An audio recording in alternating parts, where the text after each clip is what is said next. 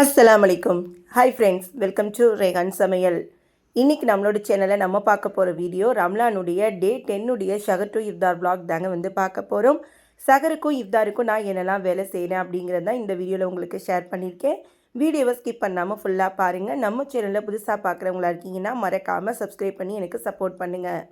இன்றைக்கி வந்து நைட்லேருந்தே வந்து வீடியோ எடுக்க ஸ்டார்ட் பண்ணிட்டேங்க. இன்றைக்கி வந்து கீ ரைஸ் மட்டும்தாங்க வைக்கணும். நமக்கு நேற்று வச்ச மீன் குழம்பே இருக்குதுங்க. மீன் ஃப்ரைக்குமே வந்து நமக்கு மசாலா பிரட்டி வச்ச மீனுமே வந்து இருக்குது. அதை இன்றைக்கி அப்படியே வச்சிடலான்ட்டு இருக்கேன். நேற்றே பசங்க கீ ரைஸ் வைக்க சொல்லி கேட்டிருந்தாங்க. நேற்று செய்ய முடியல, அதான் இன்றைக்கி அப்படியே செஞ்சிடலான்ட்டு இருக்கேன். கீ ரைஸ்க்கு வந்து மசாலா என்னென்னலாம் சேர்ப்போமோ அது எல்லாமே வந்து ஒரு பிளேட்டில் எடுத்து வச்சுருக்கீங்க. பட்டை, ஏலக்காய், கிராம்பு, அன்னாச்சி பூ, மராட்டி மொக்கு எல்லாமே பிரிஞ்சி எல்லாம் எடுத்து வச்சுருக்கேன். இன்றைக்கி வந்து நம்ம 10வது சகரில் இருக்கவங்க. 10 சகருக்குள்ளேயே வந்து நம்ம ஆல்ரெடி எடுத்து வச்சுருந்த ஒரு பாட்டில் இஞ்சி பூண்டு பேஸ்ட் வந்து காலி ஆகிடுச்சு. இப்போ இன்னொரு பாக்ஸ் வந்து இப்போ ஃப்ரிட்ஜிலேருந்து எடுத்து வெளியில் வச்சுருந்தேன். அதுதான் இப்போ இஞ்சி பூண்டு பேஸ்ட் நெய் சோறு போடுறதுக்காக எடுத்து வச்சுருக்கேன். இன்றைக்கி நான் வந்து நெய் சோறு வந்து பச்சரிசியில் தாங்க வந்து செய்ய போகிறேன். சாப்பாடு பச்சரிசி இது வந்து 2 அலாக்கு வந்து எடுத்திருக்கேன்.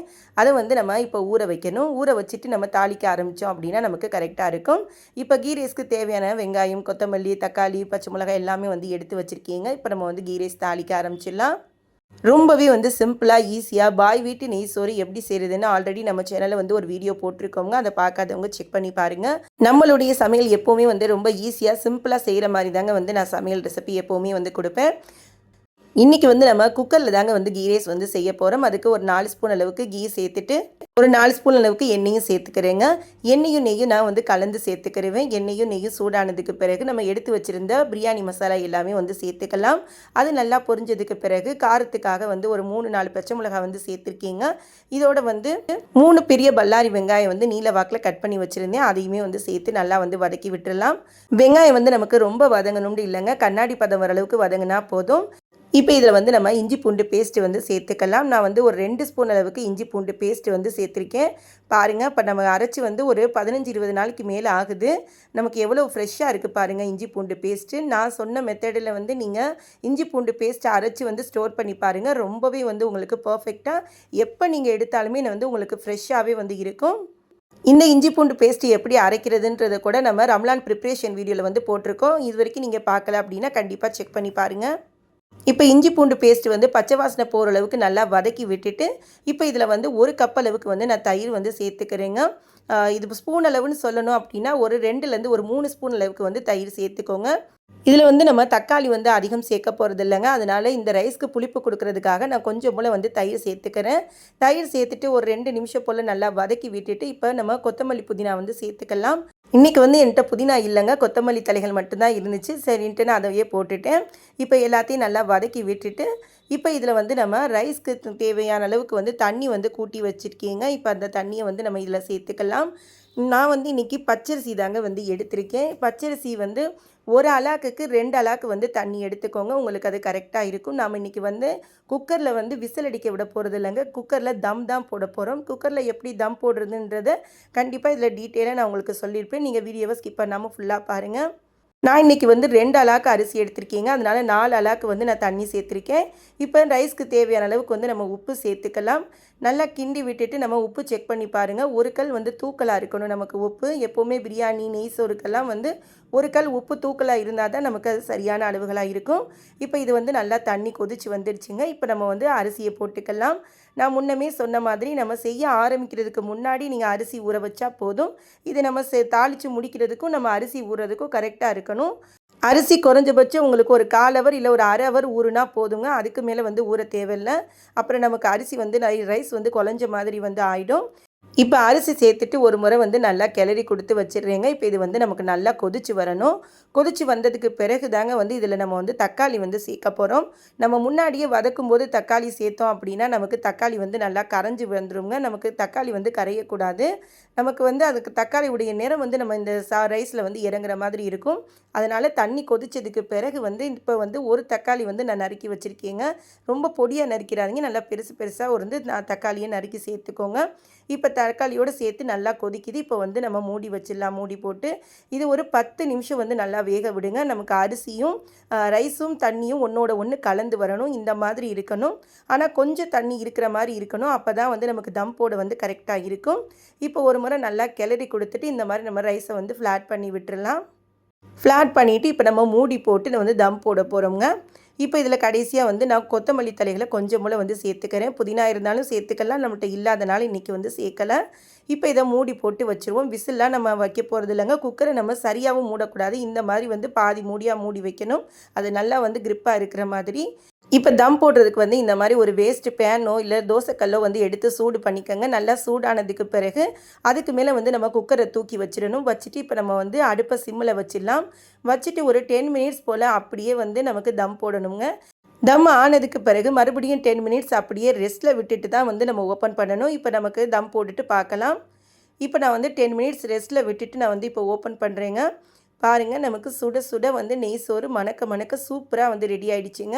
கொஞ்சம் கூட நமக்கு ஒட்டவே இல்லை பாருங்கள். ரைஸ் நல்லா உதிரி உதிரியாக இருக்குது. நான் சொன்ன மெத்தடில் கண்டிப்பாக செஞ்சு பாருங்கள். ரொம்ப பர்ஃபெக்டான கல்யாண வீடுகளில் சாப்பிட்ற அதே மாதிரி வந்து நமக்கு நெய் சோறு வந்து இருக்குங்க. ரொம்பவே வந்து சூப்பரான நெய் சோறு மணக்க மணக்க இருக்கும் நெய் மணத்தோட. இப்போ இதை வந்து நான் ஹாட் பேக்கில் அப்படியே மாற்றிக்கிறேங்க. எப்போவுமே நெய் சோறு நம்ம செஞ்சதுக்கு பிறகு குக்கரில் செஞ்சோன்னா உடனே வந்து நம்ம வேறு பாத்திரத்துக்கு ஹாட் பேக்குக்கு மாற்றிடணும். இந்த குக்கர்லேயே நம்ம அப்படியே வச்சுட்டோம் அப்படின்னாலே நமக்கு குழஞ்ச மாதிரி தாங்க இருக்கும். அதனால் உடனே வந்து நம்ம வேறு பாத்திரத்துக்கு மாற்றிட்டேன். இப்போ இதை நம்ம மூடி போட்டு வச்சிடலாம். நமக்கு சகருக்கு சாப்பிட்றதுக்கு கரெக்டாக இருக்கும். இப்போ அவ்வளோதாங்க நமக்கு வேலை. இப்போ கொஞ்சம் போல் வந்து சாப்பிட்டுட்டு டேஸ்ட்டு பார்க்குறதுக்கு ரைஸ் வந்து கொஞ்சம் போல் எடுத்துக்கிட்டேங்க. பிள்ளைங்களும் வந்து கேட்டாங்க. இப்போ நாங்கள் எல்லாருமே அதை ஷேர் பண்ணி சாப்பிட்டுக்கிட்டோம். கையோடு வந்து கிச்சனையும் க்ளீன் பண்ணி விட்டுட்டேங்க. இந்த குக்கர் மட்டும் அப்படியே விட்டுட்டே நம்ம நாளைக்கு பார்த்துக்கலாம் அப்படின்ட்டுன்னு எல்லா வேலைகள் முடித்ததுக்கு பிறகு இந்த குக்கரை மட்டும் க்ளீன் பண்ண மனசே வரலைங்க. அதனால் அப்படியே போட்டுட்டேன். இப்போ மற்றபடி கிச்சன் எல்லாமே க்ளீன் பண்ணி விட்டாச்சு. இதோடு வந்து நம்ம சகருக்கு தாங்க வந்து பார்க்குறோம். சகருக்கு எந்திரிச்ச உடனே வந்து மீன் குழம்பு வந்து அடுப்பில் வச்சு சூடு பண்ண வச்சுட்டேங்க. இந்த சைடு மீன் ஃப்ரைக்குமே வந்து தோசைக்கல் சூடு பண்ணி மீன் ஃப்ரையுமே வந்து அங்கிட்டு ஃப்ரை பண்ணிகிட்ருக்கேன். நேற்றே வந்து ஃப்ரை பண்ணது உங்களுக்கு ஃபுல்லாக ஷூட் பண்ணதுனால இன்றைக்கி வந்து ரேண்டமாக தாங்க வந்து வீடியோ எடுத்திருக்கேன். இப்போ இது எல்லாமே வந்து சூடு பண்ணிவிட்டு இப்போ நம்ம வந்து டேபிளுக்கு கொண்டு போயிட வேண்டியது தான். இன்றைக்கும் எங்கள் எல்லாருக்குமே வந்து மீன் ஆளுக்கு ஒரு துண்டை வர்ற மாதிரி வந்து ஃப்ரை பண்ணி எடுத்துக்கிட்டேங்க. இப்போ எல்லாத்தையும் வந்து டேபிள்லையும் வந்து எடுத்து வச்சுட்டேங்க. இன்றைக்கி சகருக்கு என்ன சாப்பாடு அப்படிங்கிறத வந்து ஒரு முறை பார்த்துடலாம். மணக்க மணக்க சூடாக பாய் வீட்டு நெய் சோறுங்க. நம்ம கல்யாண வீடுகளில் சாப்பிட்ற மாதிரியே நெய் சோறு. கண்டிப்பாக இந்த மெத்தடில் ஒரு முறை நெய் சோறு செஞ்சு பாருங்கள். ரொம்பவே வந்து சூப்பராக இருக்கும். இதோடு வந்து நமக்கு நேற்று வச்ச மீன் குழம்புங்க. மீன் குழம்பு என்றைக்குமே இன்றைக்கி சாப்பிட்றத விட ஒரு நாள் வச்சு சாப்பிட்றது ரொம்பவே வந்து டேஸ்ட்டாக இருக்கும். இன்றைக்கி குழம்பு ரொம்பவே வந்து டேஸ்ட்டாக இருந்துச்சு. அதுவும் இந்த நெய் சோறுக்கு மீன் குழம்புக்கு சொல்லவே தேவையில்லைங்க. அவ்வளோ சூப்பராக இருந்துச்சு. இது கூடவே வந்து நமக்கு ஃபிஷ் ஃப்ரையும் இருக்குதுங்க. கூடவே வந்து நமக்கு வாழைப்பழமும் எடுத்து வச்சுருக்கேன். இது தாங்க இன்றைய சகருக்கான சாப்பாடு. இப்போ எல்லாருமே வந்து எந்திரிச்சு வந்துட்டாங்க. இப்போ எல்லாருக்கும் பிளேட்லேயும் எடுத்து வச்சுட்டேன். இதோடு வந்து வழக்கம் போல் சாப்பிட்டுட்டு நம்ம நியத்தை சொல்லிவிட்டு தொழுதுட்டு ஓதிட்டு படுத்துருவோங்க. இதோடு இந்த ஷவர் vlog முடியுது. இதோடு நம்ம வந்து இஃப்தாருக்கு தான் வந்து வேலைகள் ஸ்டார்ட் பண்ணுறோம். இன்றைக்கி இஃப்தாருக்குமே வந்து எனக்கு பெருசாக வேலை எதுவுமே இல்லைங்க. எனக்குமே வந்து கொஞ்சம் உடம்பு முடியலை. அதனால் வந்து இன்றைக்கி எதுவும் வேலைகள் செய்கிற மாதிரியே வந்து இல்லை. சரி, சிம்பிளாக என்ன செய்யலான்ட்டு இருந்தாங்க வந்து நமக்கு உளுந்த வடை மாவு வந்து ஆல்ரெடி வந்து ரெடி பண்ணி வச்சது இருக்குது. இதை மட்டும் நம்ம போட்டுக்கலான்னு அது மட்டும் தாங்க வந்து போடுறேன். அதோடு வந்து பைனாப்பிள் க்ரஷ் போடலான்னு சொல்லிட்டு அதுவுமே வந்து எடுத்து வச்சுருக்கேன். இதுதான் இன்றைக்கி நம்ம வீட்டில் செஞ்சது. ரொம்ப இன்றைக்கி செய்கிற மாதிரி இல்லை.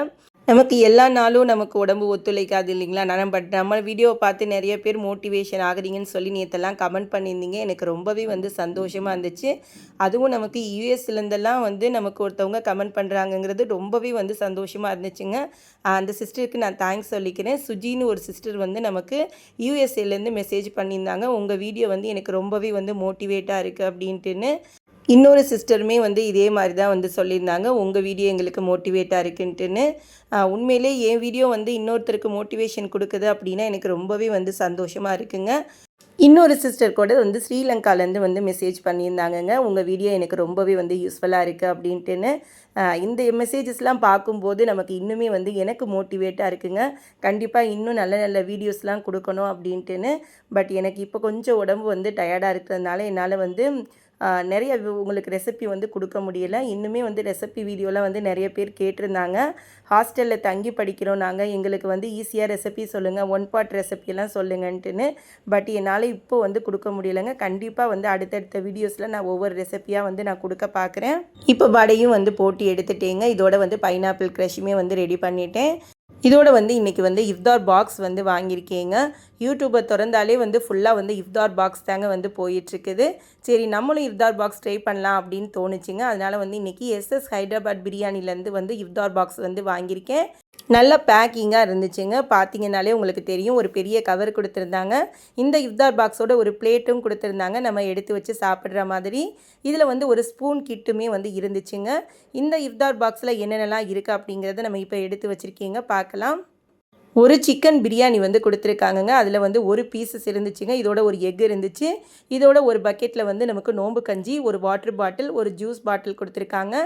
பிரியாணிக்கு சைட் டிஷ்ஷாக வந்து ஆனியன் ரைத்தாவும் கத்திரிக்காய் பச்சடியும் கூடவே வந்து ஒரு பிரெட் அல்வாவும் வந்து கொடுத்துருக்காங்கங்க. நோம்பு கஞ்சி வந்து நல்லா டேஸ்ட்டாக இருந்துச்சுங்க. பட் கொஞ்சம் அரிசியாக இருந்த மாதிரி இருந்துச்சு. இன்னுமே வந்து நல்லா வந்து கூலாக கரைச்சிருக்கலாம் போல் தோணுச்சு. கத்திரிக்காய் கட்டா வந்து ரொம்பவே வந்து சூப்பராக இருக்குங்க. பிரியாணி வந்து சொல்லவே தேவையில்லை, ஹைதராபாத்தில் ரொம்பவே வந்து சூப்பராக இருக்கும். இதோட ஃப்ரூட்ஸ் கட் பண்ணி வந்து ஒரு பேக்கில் வந்து இருந்துச்சுங்க. இதோட 2 பீஸ் சிக்கன் 65வும் இருந்துச்சு.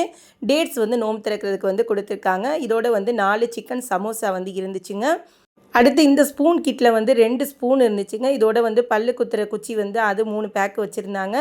இதோட வந்து நம்ம பிரியாணி சாப்பிட்டதுக்கு பிறகு சாப்பிட்ற அந்த சோம்பு இருக்கும் பார்த்திங்களா, அது வந்து ஒரு 2 பேக்கெட் இருந்துச்சு. இது தாங்க இந்த கிட்டில் வந்து நமக்கு வந்துருந்துச்சு. ரொம்பவே வந்து ஒர்த்தான மணினே சொல்லலாம். எனக்கு டோட்டல் வந்து 499ங்க இதனுடைய ப்ரைஸு. நான் இன்றைக்கி வந்து ஜொமேட்டோவில் தாங்க வந்து ஆர்டர் பண்ணியிருந்தேன். அதனுடைய ஆஃபர்லாம் வந்து எனக்கு கிடைச்சது போக எனக்கு ப்ரைஸ் வந்து 460க்கு வந்து வந்துருந்துச்சுங்க. இது வந்து ப்ரமோஷன்லாம் இல்லைங்க, நான் காசு கொடுத்து வாங்கினது தான் நான் வந்து உங்களோட வந்து ஷேர் பண்ணிக்கிறேன். இந்த இஃப்தார் பாக்ஸோட வந்து நம்ம வீட்டில் இஃப்தாருக்கு என்னெல்லாம் ரெடி பண்ணியிருக்கோம் அப்படிங்கிறத பார்க்கலாம். வழக்கம் போல் வந்து பள்ளிவாசலேருந்து வாங்கிட்டு வந்து நோம்பு கஞ்சி எடுத்து வச்சுருக்கீங்க. அடுத்து பைனாப்பிள் க்ரஷ் வந்து ரெடி பண்ணி எடுத்து வச்சுருக்கேன். அடுத்து வந்து உளுந்த வடை வந்து போட்டு வச்சுருக்கீங்க. இன்றைக்கி வேறு எதுவும் செய்யாதனால உளுந்த வடையை அதிகமாக சுட்டிருக்கேன். அடுத்து என் ஹஸ்பண்ட் வந்து இது கடையிலேருந்து வாங்கி கொடுத்துருந்தாங்கங்க. சிக்கன் ரோலும் சிக்கன் சமோசாவும் அதுவுமே வந்து பிளேட்டில் எடுத்து வச்சுருக்கீங்க. இந்த ஸ்நாக்ஸ் எல்லாம் தொட்டு சாப்பிட்றதுக்கு வந்து க்ரீன் சட்னி வந்து எடுத்து வச்சுருக்கேன். நோம்பு திறக்கிறதுக்கு பேரிச்சம்பழம் வந்து நமக்கு இஃப்தார் பாக்ஸ்லேயே வந்துருச்சுங்க. அதோடைய எல்லாமே எடுத்து வச்சாச்சு. இது தாங்க இன்றைய இஃப்தாருக்கு நம்ம வீட்டில் வந்து நமக்கானது. அல்ஹம்துலில்லாஹ் ரொம்பவே வந்து சிறப்பாக இருந்துச்சுங்க இன்றைய இஃப்தாரு. நீங்கள் இஃப்தாருக்கு என்னெல்லாம் ரெடி பண்ணீங்க அப்படிங்கிறத கமெண்ட்ஸில் சொல்லுங்கள். இது வரைக்கும் நீங்கள் இஃப்தார் பாக்ஸ் வந்து ட்ரை பண்ணியிருக்கீங்களான்னு சொல்லுங்கள். அப்படி ட்ரை பண்ணுறீங்கன்னா நம்ம என்ன பாக்ஸ் அடுத்து ட்ரை பண்ணலாம் அப்படிங்கிறதையும் கமெண்ட்ஸில் சொல்லுங்கள். நமக்கு நோன்பு திறக்கிற நேரமும் வரப்போகுதுங்க. இதோட நம்ம துவா கேட்டுட்டு நோன்பு திறக்கிறதுக்கு நேரம் கரெக்டாக இருக்கும். இதோட இந்த vlog முடியுதுங்க. இந்த vlog உங்களுக்கு பிடிச்சிருக்கும்னு நம்புகிறேன். பிடிச்சிருந்துச்சு அப்படின்னா இந்த வீடியோக்கு ஒரு லைக் கொடுங்க. உங்கள் ஃப்ரெண்ட்ஸ் அண்ட் ஃபேமிலியோட வந்து ஷேர் பண்ணிக்கோங்க. நம்ம சேனலில் புதுசாக பார்க்குறவங்களா இருக்கிறீங்கன்னா மறக்காமல் சப்ஸ்கிரைப் பண்ணி எனக்கு சப்போர்ட் பண்ணுங்கள். நம்ம சேனல் இந்த வீடியோ நீங்கள் பார்க்குறீங்க அப்படின்னா இதுக்கு கீழேயே வந்து ஒரு ஹைப்புன்னு ஒரு பட்டன் இருக்குங்க. மறக்காமல் அதையுமே வந்து கிளிக் பண்ணிக்கோங்க. இன்னும் புது புது ரெசிபியோடு நாம் அடுத்த வீடியோவில் சந்திப்போம். பாய் ஃப்ரெண்ட்ஸ், தேங்க்ஸ் ஃபார் வாட்சிங்.